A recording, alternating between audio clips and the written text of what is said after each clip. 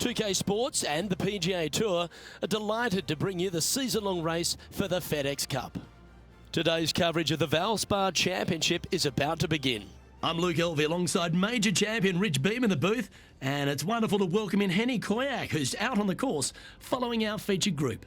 Hi Luke, I'm so looking forward to following these two players in this group. They've been going back and forth a bit on social media leading up to the event and seem to really want to prove something out on the course today. Well, he's the perfect mix, isn't he? He's an English gent with a killer glint in his eye. Good luck in this rivalry. Looked like he's hooked this one. That got caught up in a few of the branches. Oh, Henny, that looks like a putrid lie. Is it bad? Looks like they have a good lie here in the second cut. Well, I'm sure it looked better in their mind before they hit it.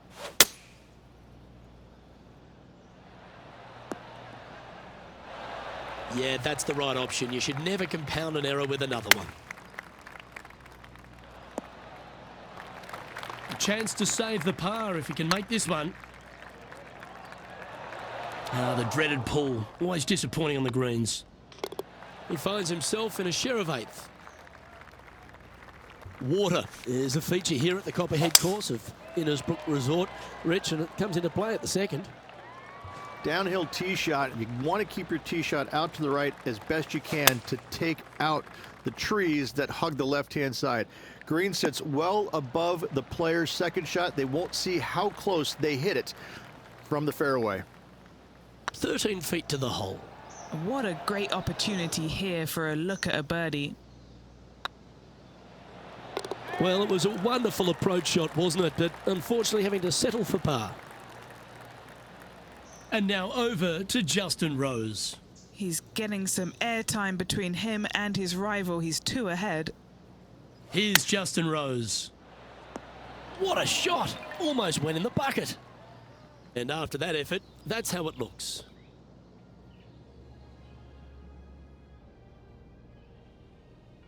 Rich, it's a challenge, to say the very least, the third hole. Yes, most players aren't going to take out driver as they just want to lay it back of the water that creeps out on the right-hand side. From there, it shortens up the second shot, believe it or not, to a green that pitches from right to left fairly severely. Your misses can't be out to the right with your second shot. That is a no-no. Time to take a look at Justin Rose. He's currently in second place, hoping to overtake the leader. Oh, so close. What's in front of them, Henny, with this putt? This one's 13 feet from the cup. Beautiful shot.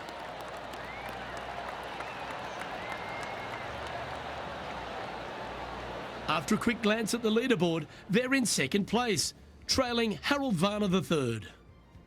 The fourth hole, the first of the par threes on the property, and you've got to be dialed in on your number. This is a challenging par 3, no doubt about it, Luke. This green pitches from right to left and from front to back, making it almost impossible to get it super close unless you have a perfect number into this par 3. Yeah, that looked pulled straight off the blade. An opportunity to make their par. And it's that man, Harold Varner, leading this event. Stretching out over 600 yards means the par 5 fifth is no snap. It is. Luke, I rarely say that par 5s on the PGA Tour are challenging, but this is definitely one of them. It's an uphill tee shot and a second shot that is downhill, moving from right to left, that's completely blind for these players. There is a tree about 100 yards out, which is going to be something they aim at when they lay up. Third shot, though, is very basic, down the hill to a fairly flat green surrounded by some bunkers. More than likely, most players... That's outstanding. Mark that down on the highlight reel. Let's catch up with the current proceedings. Sadly, in the sand, but a chance to make up for the error. All right, safely out of the bunker, and now a chance to make a putt. This putt is about 8 feet. This putt to try and save their par. That's well holed.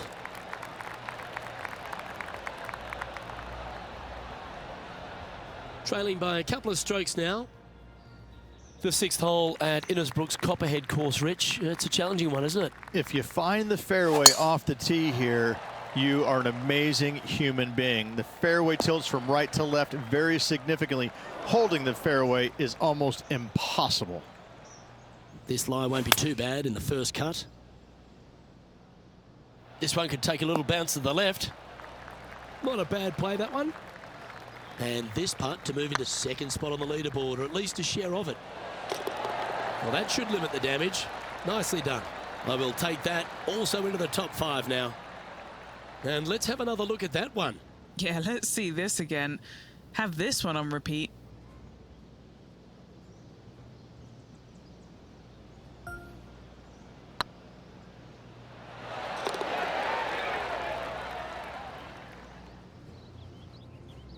So after that hole, he's now up to even with the card. Standing on the 7th tee, players get to breathe a sigh of relief having the 6th behind them. You know, Luke, this is sneaky hard, to be fair.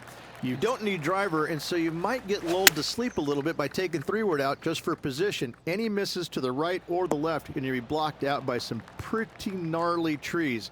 The green tilts from right to left ever so slightly, and watch out for those deep bunkers fronting this green. They'll grab your golf ball in a hurry. Let's get back to it, shall we? And this putt to move into a tie for first.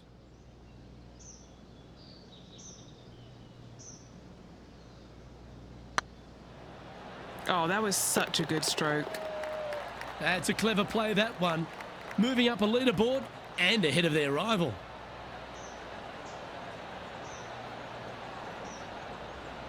Taking a look at the standings now, and they currently find themselves sharing top spot alongside HV3. Gotta like it, moving up the leaderboard, never a bad thing. I don't know if they meant to do that. That wasn't their best approach, Beamer.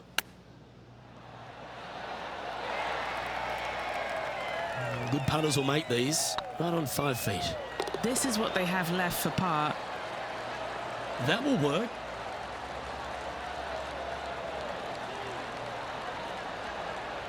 Trailing by a stroke after that hole. Ball striking continues to be the order of the day as the players arrive on the 9th tee at par 4. Yes, just thread those bunkers off the tee shot somehow with the driver. Second shot is going to be straight back up the hill. And once again, with the pin position over on the right-hand side, players will be unable to see where their golf ball pitches. This is a quality par 4. A lot on the line here. This putt for a share of top spot.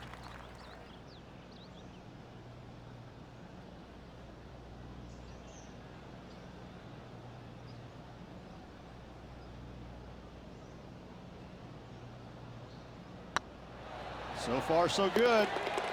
And with that, that's their 4th birdie. And that will take him to 2 under.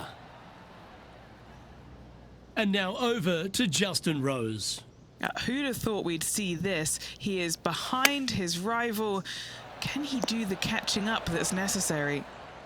And after that effort, this is how the leaderboard looks. Well, here we have it, Rich. This player's tied for the lead with the back 9 to play. Well, after 9, so far, so good. It's great to see these two players stepping up, getting the best out of their games. It'll be interesting to see exactly who's going to be ahead at the end of the tournament. That's some good golf right there. Time to take a look at Justin Rose. He's currently trailing his rival. Let's see what happens here. Oh, so close. Okay, let's get back to the action. And this putt is for birdie 3 on the scorecard. Now the dreaded shove. Always hurts on the greens. Well, that hole's behind us. More to play. And with that, he's now broken the tie, all alone at the top of the leaderboard. Very few parts of the golf course make you feel comfortable, but chance of birdie at 11. Finally, we have a birdie hole. Just avoid that bunker down the left-hand side. Find the right-hand side of the fairway. And you can go ahead and chase one up there. Even if you can't get it on the green in 2, that front bunker is not a bad leave. But beware, there are some trees over on the right-hand side that could block you out. Getting ready to play their 3rd. Currently in the lead by a shot. And not a bad approach. He'll be putting. Trying to get to 3 under par with this putt.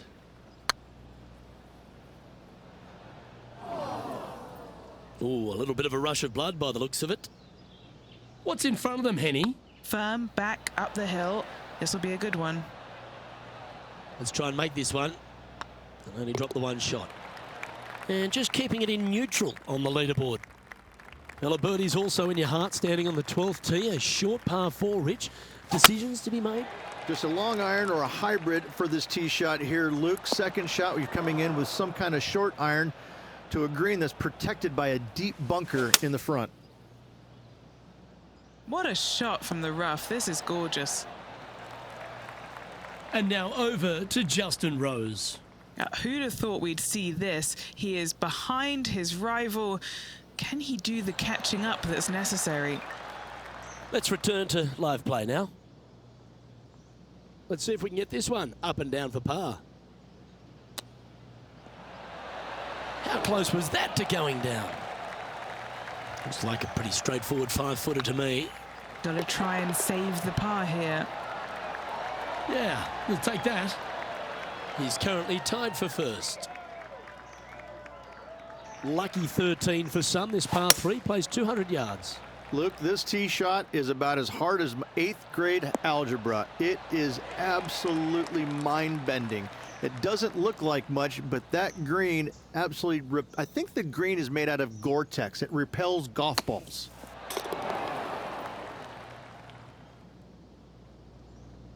Trying to get to 2 under with this putt.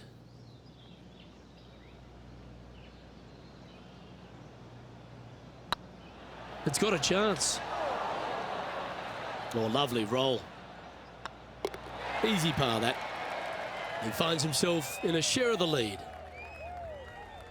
The second of the back 9 par 5s, Rich 14. There's plenty to it. Only the biggest hitters in the game can reach this one in 2, so any tee shot just out to the right is ideal. That way it leaves an easier shot out to the left for your layup. The third shot will be going downhill to a green that tilts from back to front, guarded by a deep bunker over on the left-hand side. You find the fairway with your second shot, you've got a really good chance to hit your third in there close. That's nicely done. All right, Henny. What's he got in front of him here with this putt? Can't be too aggressive here. Take your medicine and move on. This is down the hill.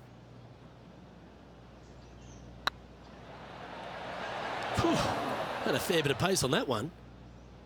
This is their 5th shot. He shares top spot. Bogey putt coming up here. He's currently just in 2nd place.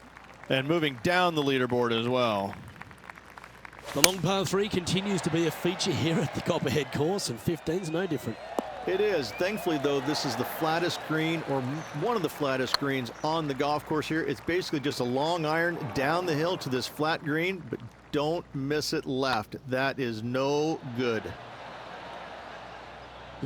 Just hammered that through the line. This putt just 5 feet away from the hole. They'll be happy to get this in the hole. This for bogey. And as we move along, it's Harold Varner, the 3rd, on top of this event. Ooh, that was a little bit of an interesting pass at it. Sadly, this one will make a splash. That's a chunky lie. It's going to take all their talents to get out of this one.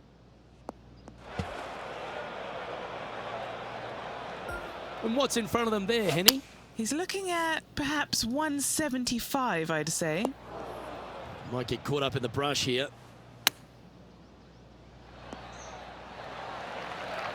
This putt coming up is for triple bogey. That gets the job done. Time to take a look at Justin Rose. He's currently 1 stroke better than his rival and playing partner today. And after that effort, this is how the leaderboard looks right now. Now 5 strokes behind. The Copperhead's penultimate hole is a good par 3 playing up the hill. It's a tough tee shot, plays longer than what's on the yardage. Any pin that's in the front part of the green is a difficult one to find as the green is so narrow. Well, a lovely opportunity to save par here. If they sink this putt, they'll pull ahead of Justin Rose. Let's see if they can ramp up this rivalry.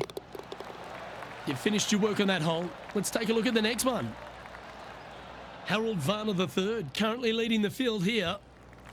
The closing hole of Innisbrook's Copperhead course is also the final hole of the Snake Pit, and this one here has everything going against it. Lay it back and you're going to have a long second shot back up the hill, but if you take driver and find the fairway, you'll be rewarded with a very short second shot. This putt for a final score of 75. That one raced by. Bit of work coming back. Oh, unlucky there. Had hoped the flag would have helped them. And another round safely in the books.